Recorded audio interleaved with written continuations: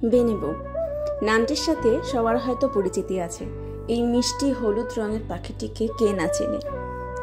গত শীতে প্রথম বেনে বউকে সাজানোর চেষ্টা করি, যদিও সে এখন তার শ্বশুরবাড়িতেই আছে।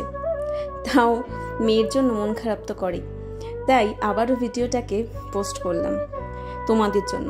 যারা পাখি বানাতে ভালোবাসো তাদের হয়তো একটু সুবিধা হবে। শীতকালের পাখি ফুল দুটোই দেখার মতো হয়। এই গরমের তাপে পাখি ফুল কিছুই দেখার উপায় নেই, তাই শীতকালের পাখি না হয় দেখো তোমরা। পাখিদের মধ্যে বেনে বউ কিন্তু সত্যি সুন্দরী। এর নাম নাকি ইষ্টিকুটুম।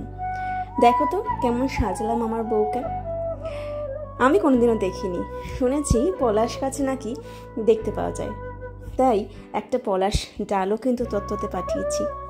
এবং যারা যারা বেনে বউকে অর্ডার দিয়েছিলে বানানোর জন্য, সাজানোর জন্য, তাদেরটাও সাজছে।